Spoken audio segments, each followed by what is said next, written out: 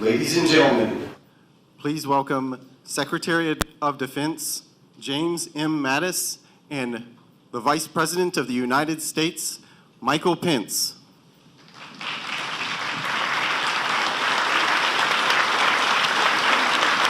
Well, good morning.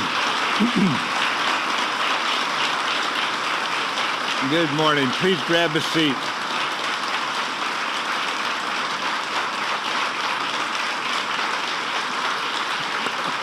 I assure you, Mr. Vice President, that is for you, not for me. Please. Thank you for welcoming the Vice President, ladies and gentlemen. They usually don't do anything like that when I'm talking alone, sir, I assure you. But Mr. Vice President, Deputy Secretary Shanahan, John Silva, all the members of the defense community here today, thank you for joining us. It's a great day for the Pentagon when we have our Vice President here, of course. And I would just tell you, Mr. Vice President, it's a pleasure to have you back here at the Pentagon today. And it's with a great deal of gratitude on many issues, but specifically this issue for your leadership and what you've done to remove any obstacles in our path, as only a Vice President can do. Space is one of our vital national interests in the sense of our use of space, our operations in space, and it is becoming a contested warfighting domain, and we have got to adapt to that reality. It's on par with the air, land, sea, and cyberspace domains in terms of it being contested, and it's now a domain in which we must be equally prepared as all of those other domains. It's no longer a new domain, it's a domain. And we've got to be able to compete, to deter, and to win. And following your remarks, Mr. Vice President, the Department of Defense will release our space report to Congress, reinforcing the specifics on how we're going to carry this forward. And that report reflects a clear-eyed view of the future as the Department takes the steps necessary now to implement President Trump's vision for a space force. So, ladies and gentlemen, it's my honor to introduce the Vice President of the United States, Vice President Pence. Thank you, sir. Thank you very much. Good to have you. I think it was all for you. I don't think so, Mr. Vice President.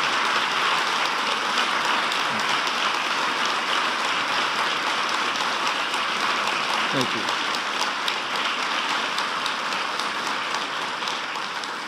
Secretary Mattis, Deputy Secretary Shanahan, General Silva, General Goldfein, members of the Armed Forces of the United States of America, and all the men and women of the United States Department of Defense who each and every day oversee the greatest military in the history of the world. Thank you for all you do every day for the American people.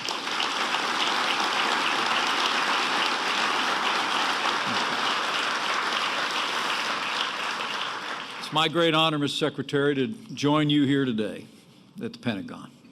And let me begin by bringing greetings from your Commander-in-Chief, who has, from the very earliest days of this administration, proved himself to be a great champion of the armed forces of the United States, committed to strengthening American security here on Earth and in space. I bring greetings from the 45th President of the United States of America, President Donald Trump.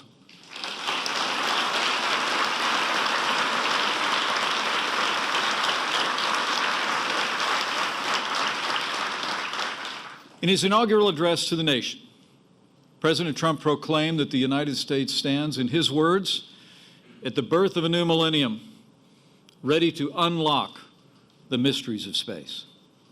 And since day one of our administration, this president has kept his promise to restore America's proud legacy of leadership in space, believing that space is essential to our nation's security, prosperity, and our very way of life. Last year, after it had lain dormant for nearly a quarter century, President Trump revived the National Space Council to reinvigorate and coordinate space activities across our government. It's my great honor as Vice President to serve as the chairman of the National Space Council. And I'm pleased to report that President Trump has already signed 3 new space policy directives to reorient our space program toward human exploration, unleash America's burgeoning commercial space companies, and safeguard our vital space assets with new space traffic management policy. But as Commander-in-Chief, President Trump's highest priority is the safety and security of the American people. And while too often previous administrations all but neglected the growing security threats emerging in space, President Trump stated clearly and forcefully that space is, in his words, a war-fighting domain just like land and air and sea. And just as we've done in ages past, the United States of America, under his leadership, will meet the emerging threats on this new battlefield with American ingenuity and strength to defend our nation, protect our people, and carry the cause of liberty and peace into the next great American frontier. In 1939, at the start of the Second World War, the U.S. Army Air Corps was still a fledgling organization. But as Nazi air forces bombed their way from Warsaw to London, our military commanders took decisive action then to meet that new threat head on. By 1945, the American military had nearly 30 times the number of planes and 85 times the number of pilots and support crews compared to just 6 years earlier. America and our allies emerged victorious from World War II because of the strength of our armed forces and because our armed forces adapted to meet the emerging threats of the day. We knew that air power had forever changed the nature of war, so we marshaled the resources and the will to build the most powerful air force the world had ever seen. And just 2 years after that terrible conflict, our nation created a new branch of service to secure American dominance in the skies for generations to come, with the creation of the United States Air Force. Now the time has come to write the next great chapter in the history of our armed forces, to prepare for the next battlefield, where America's best and bravest will be called to deter and defeat a new generation of threats to our people, to our nation. The time has come to establish the United States Space Force. And that's what brings us here today. 7 weeks ago, President Trump directed the Department of Defense to immediately begin the process necessary to establish a Space Force as the sixth branch of the armed forces.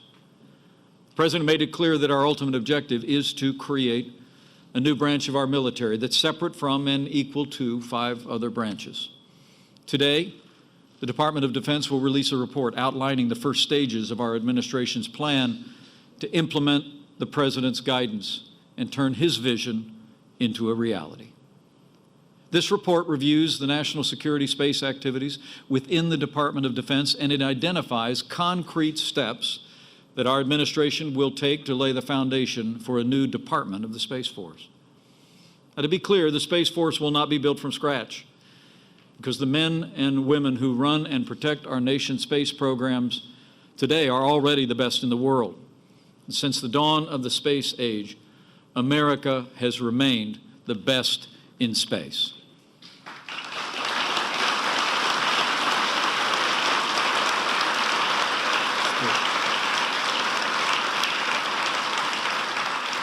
Over the past 60 years, the United States has assembled the largest and most sophisticated constellation of military and intelligence satellites in the world.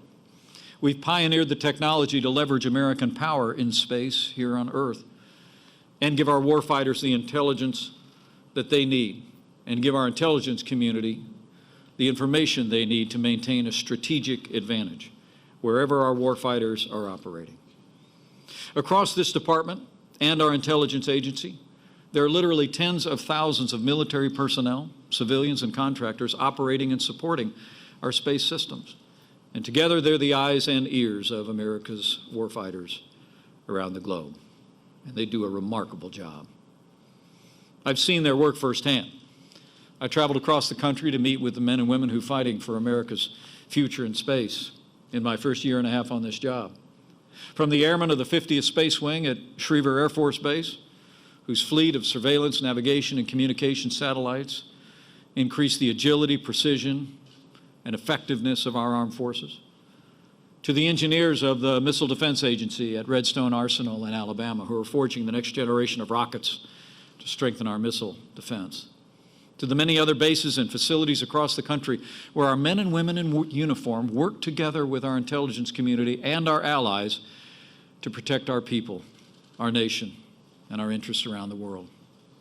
And over the past 18 months, President Trump and our entire administration have taken decisive action to strengthen American power in space as well. President Trump recently signed the largest investment in our national defense since the days of Ronald Reagan.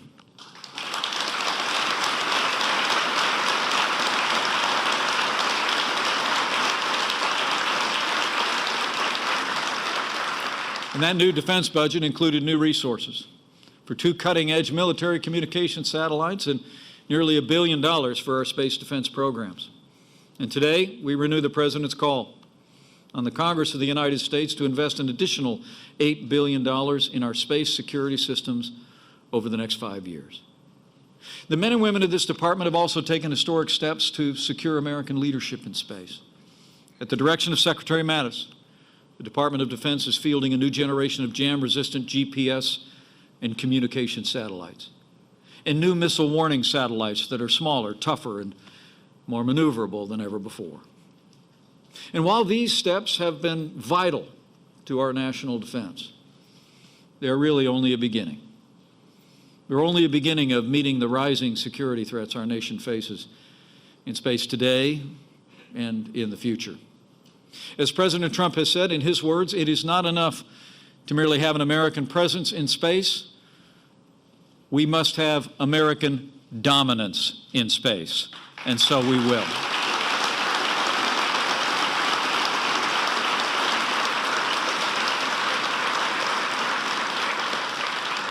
And that's precisely why we're beginning the process of establishing the Space Force as the 6th branch of our armed forces. Just as in the past, when we created the Air Force, establishing the Space Force is an idea whose time has come. The space environment has fundamentally changed in the last generation. What was once peaceful and uncontested is now crowded and adversarial. Today, other nations are seeking to disrupt our space-based systems and challenge American supremacy in space as never before. For many years, nations from Russia and China to North Korea and Iran have pursued weapons to jam, blind, and disable our navigation and communication satellites via electronic attacks from the ground. But recently, our adversaries have been working to bring new weapons of war into space itself. In 2007, China launched a missile that tracked and destroyed one of its own satellites, a highly provocative demonstration of China's growing capability to militarize space. Russia's been designing an airborne laser to disrupt our space-based system, and it claims to be developing missiles that can be launched from an aircraft mid-flight to destroy American satellites.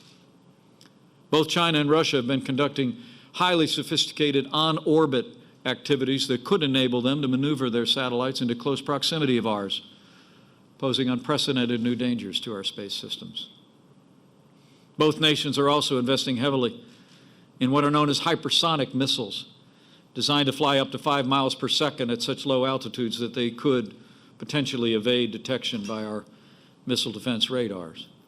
In fact, China claimed to have made its first successful test of a hypersonic vehicle just last week. China and Russia are also aggressively working to incorporate anti-satellite attacks into their warfighting doctrines. In 2015, China created a separate military enterprise to oversee and prioritize its warfighting capabilities in space. As their actions make clear, our adversaries have transformed space into a warfighting domain already, and the United States will not shrink from this challenge.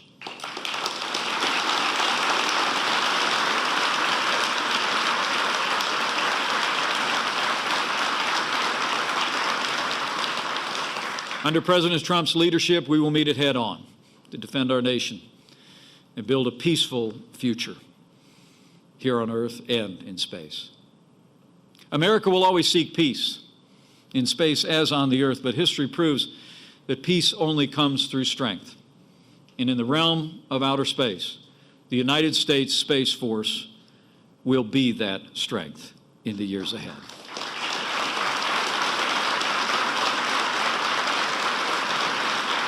Now, the report the Department of Defense will release today that Secretary Mattis just referenced represents a critical step toward establishing the Space Force as a sixth branch of our armed forces.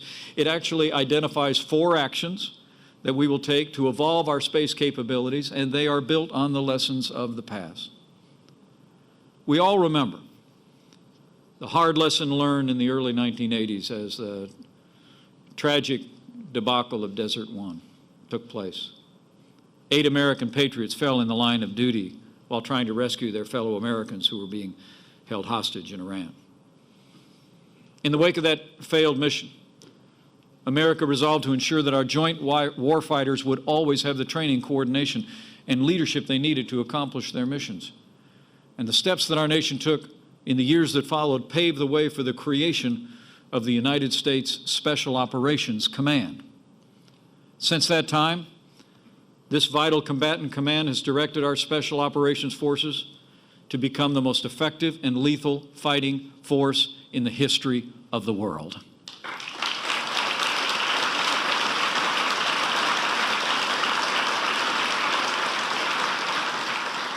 Our Special Operations Forces, through this unified command, have been defending our security and advancing interests, as they do to this very hour, in every corner of the globe. Along those same lines, today's report calls for the creation of a new unified combatant command for space, the United States Space Command. This new command structure for the physical domain of space, led by a 4-star flag officer, will establish unified command and control for our Space Force operations, ensure integration across the military, and develop the space warfighting doctrine, tactics, techniques, and procedures of the future. The second step this report calls for is the creation of an elite group of joint warfighters specializing in the domain of space, who will form the backbone of the nation's newest armed service, Space Operations Force. Just like our Special Operations Forces, a Space Operations Force will draw men and women from across the military and will grow into their own unique and cohesive community. They'll support the combatant commands by providing space expertise in times of crisis and conflict. Third, this report calls for the creation of a new joint organization, the Space Development Agency, that will ensure the men and women of the Space Force have the cutting-edge warfighting capabilities that they need and deserve. While our adversaries have been busy weaponizing space, too often we have bureaucratized it. And over time, our ability to adapt to new and emerging threats has been stifled by needless layers of red tape. The Space Development Agency will break free from ineffective and duplicative bureaucratic structures to focus on innovation, experimentation, and forging the technologies of the future. Men and women of the Department of Defense have pioneered some of the most groundbreaking discoveries in our armed forces that literally have revolutionized our national defense in times of need. From General Schriever's creation of the intercontinental ballistic missile to Admiral Rickover's development of the Navy's nuclear enterprise. And now, we must do our part to make bold breakthroughs, strengthen America's industrial base, and deliver the cutting-edge warfighting capabilities faster than our adversaries could ever imagine. And that's exactly what Americans will do.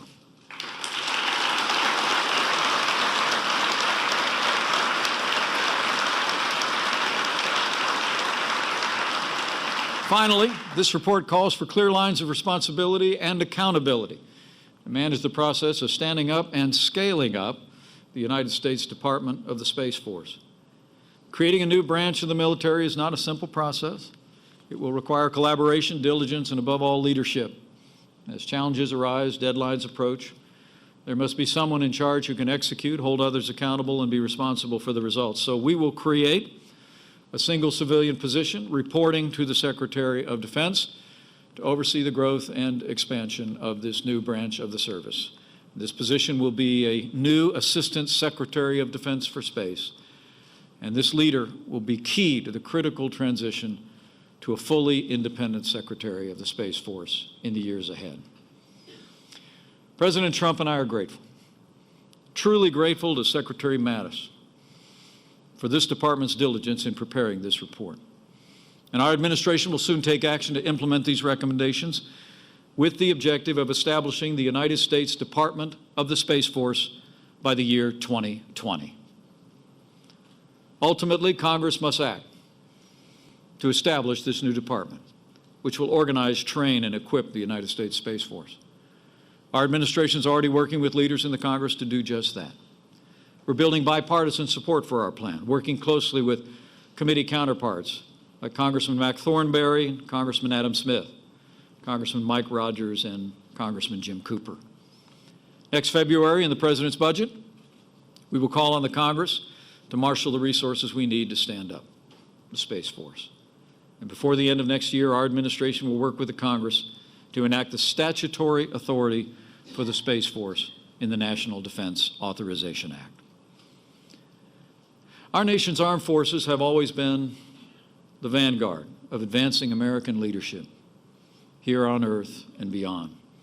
The Space Force is the next and natural evolution of American military strength. The first American rockets in space were launched by our military. The first American satellites to orbit the Earth were on reconnaissance missions, peering behind the Iron Curtain. The first Americans to step forward to venture into the unknown were the world's greatest aviators and test pilots from the Navy, the Air Force, and the Marine Corps. And the next generation of Americans to confront the emerging threats in the boundless expanse of space will be wearing the uniform of the United States of America as well.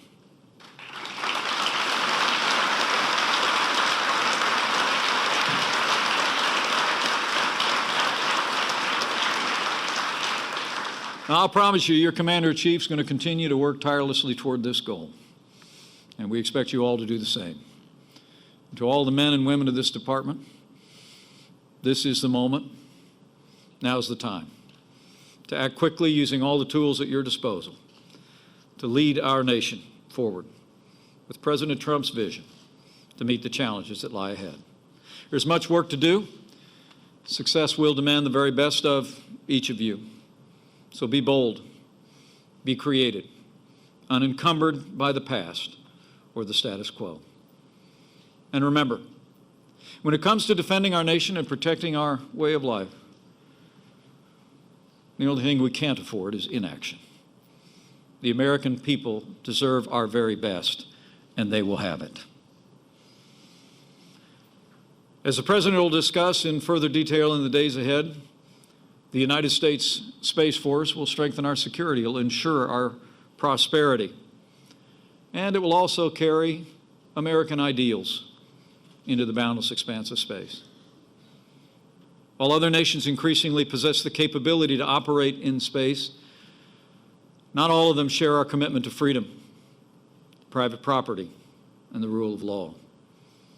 So as we continue to carry American leadership in space, so also will we carry America's commitment to freedom into this new frontier.